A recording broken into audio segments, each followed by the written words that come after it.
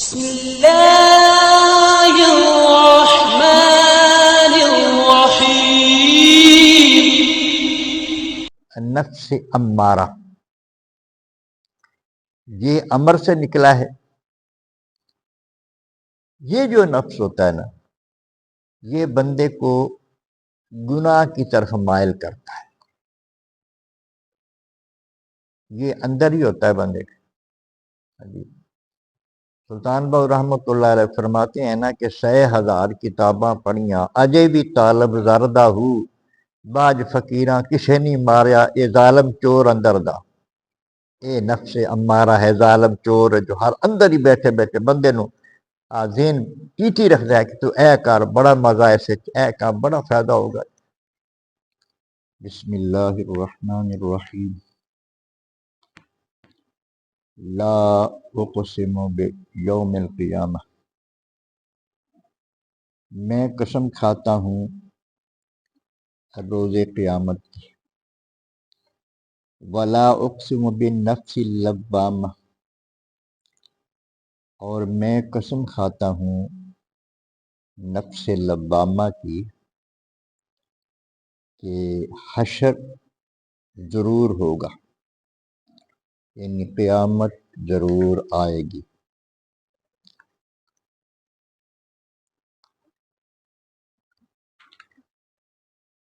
یہ سورہ قیامت ہے، اس کا نام ہی قیامت ہے۔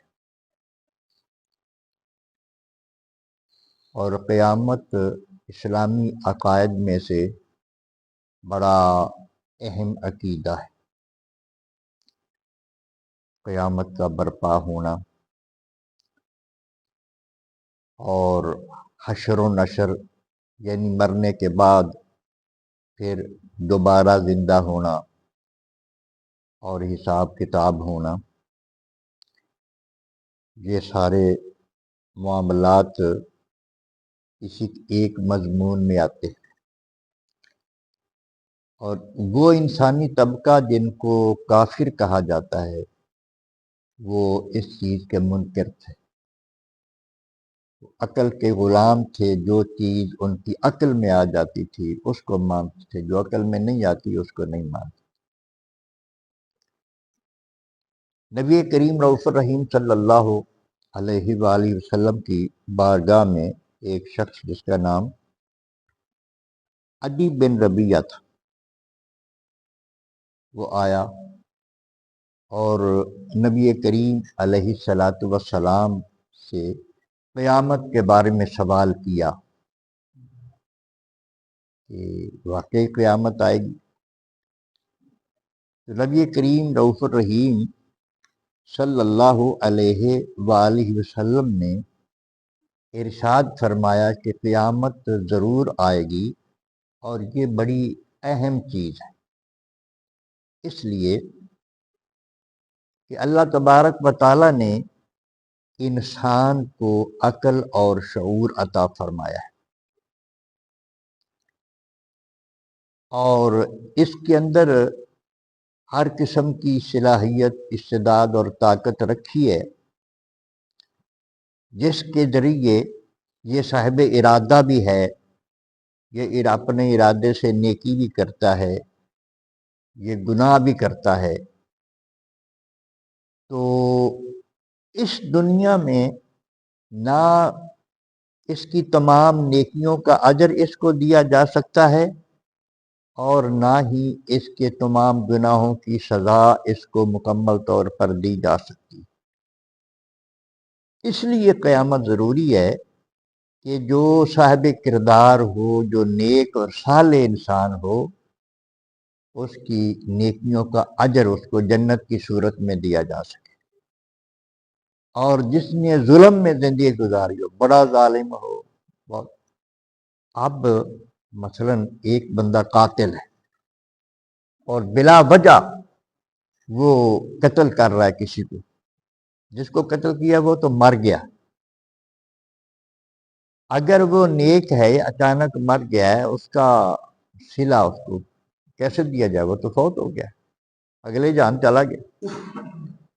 حشر اس لیے برپا ہوگا کہ یہ جو ظالم ہے اس کو اس ظلم کی سزا دی جائے گی اور اس کو انصاف دیا جائے گا۔ اس لیے قیامت جو ہے نا یہ ضروری ہے۔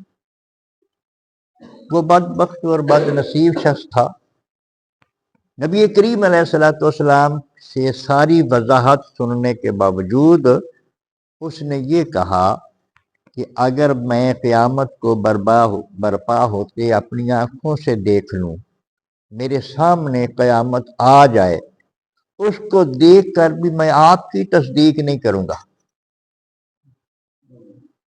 اتنی حد دھرم تھی، اتنا بغض تھا نبی کریم علیہ السلام کے ساتھ ان کو کہ وہ کہنے لگا کہ قیامت کو اپنی آنکھوں سے بھی دیکھ لوں پھر بھی میں آپ کی تصدیق نہیں کروں گا کہ ہاں جی آپ نے کہا ہے تو ٹھیک ہے جی آپ مان گئے، میں نہیں مانوں گا اس کے باوجود۔ اللہ اکبر۔ تو اللہ تبارک و تعالیٰ نے ایسے لوگوں کی مذمت میں یہ آیات نازل فرمائیں۔ اللہ رب العزت نے ارشاد فرمایا، میں قسم کھاتا ہوں کہ قیامت آئے۔ اب اللہ تبارک و تعالیٰ اپنے حبیب کی تائید فرما اور قسم کھا کر اللہ تبارک و تعالیٰ نے یہ یعنی اس کی حضور کی تائید فرما دی کہ قیامت ہر حال میں آئے گی، ضرور آئے گی۔ اور پھر ارشاد فرمایا، وَلَا أُقْسِمُ بِالنَّفْسِ اللَّوَّامَةِ، اور میں نفس لوامہ کی قسم کھاتا ہوں۔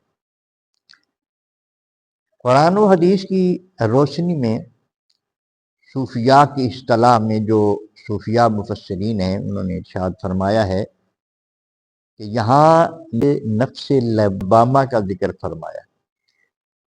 نفس کی کئی قسمیں ہوتی ہیں۔ پہلے نمبر پر ہوتا ہے نفس امارہ،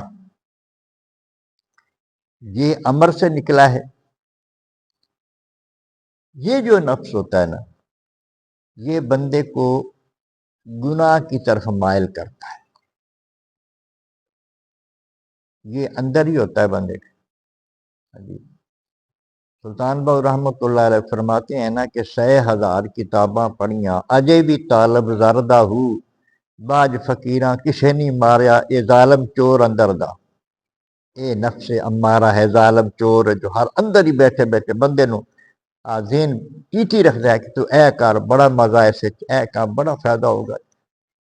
تو یہ نفس امارہ ہے۔ تو قرآن مجید میں اس کا ذکر بھی آیا ہے، وَمَا أُبَرِّئُ نَفْسِي إِنَّ النَّفْسَ لَأَمَّارَةٌ بِالسُّوءِ۔ حضرت یوسف علیہ السلام کی جب گواہیاں مل گئیں زلیخا کی طرف سے، پہلے تو اس نے کہا ہے نا کہ میرے ساتھ اس نے زیادتی کی ہے، تو پھر جب ایسا وقت آیا حضرت یوسف علیہ السلام کا وہ قید کا وقت پورا ہو گیا تو بادشاہ نے بلا بھیجا آپ کو، تو آپ نے فرمایا میں ویسا نہیں بادشاہ کے پاس جاؤں گا، پہلے میرے کیس کی تفتیش کرے، سچا کون ہے جھوٹا کون ہے۔ بادشاہ نے پھر رابطہ کیا تو اس وقت زلیخا نے کہا کہ نہیں یوسف سچا ہے میں ہی جھوٹی۔ جب تمام طرف سے آپ کی بریت کے بیانات آ گئے اس وقت آپ فرماتے ہیں میں اپنے نفس کو بری نہیں کہتا، حالانکہ نبی معصوم ہوتا ہے اس سے گناہ نہیں ہوتا۔ کسر نفسی کے طور پر فرمایا وما أبرئ نفسی ان النفس لأمارۃ بالسوء، میں نفس کو بری نہیں کہتا، نفس تو جو ہے نا وہ تو بندے کو گناہ کی طرف مائل کرتا ہے، گناہ کا مشورہ دیتا ہے۔ جو بچتا ہے وہ اللہ کے فضل سے بچتا ہے، وہ اللہ کے کرم سے بچتا ہے۔ الا ما رحم ربی، بچہ وہی ہے جس پہ اللہ کا کرم ہو جاتا ہے۔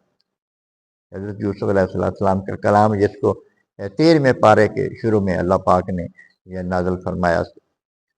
تو نفس امارہ جو ہے وہ بندے کو گناہ کی طرف مائل کرتا ہے۔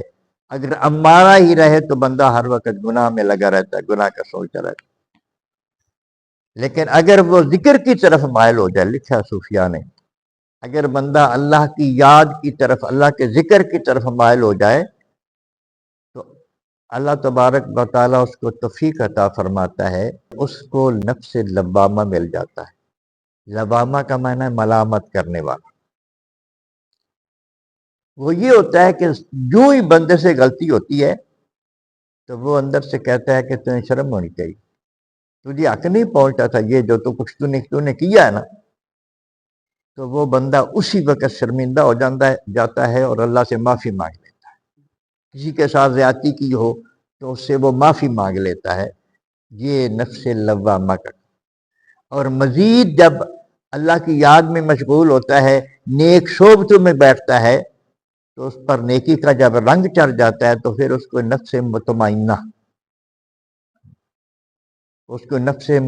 مل جاتا ہے۔ یا ایتھا النفس المطمئنہ ارجعی الی ربک راضیۃ مرضیہ فادخلی فی عبادی اے نفس مطمئنہ آجا میرے بندوں میں داخل ہو جا اور جنت میں داخل ہو جا۔ یہ لفظ مطمئنہ یہ سارے مطلب قسمیں ہیں نفس کی۔ تو یہاں اللہ تبارک و تعالیٰ نے نفس لوامہ کا ذکر فرمایا۔ اللہ فرماتا ہے ایحسب الانسان ان لن نجمع عظامہ، انسان یہ سوچتا ہے، گمان کرتا ہے کہ اس کی ہڈیوں کو جمع نہیں کیا جائے گا، ہم اس کی ہڈیوں کو جمع نہیں کریں گے۔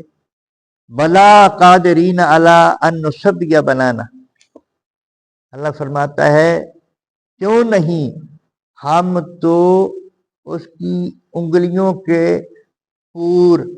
پوٹے درست کرنے پر بھی قادر ہے۔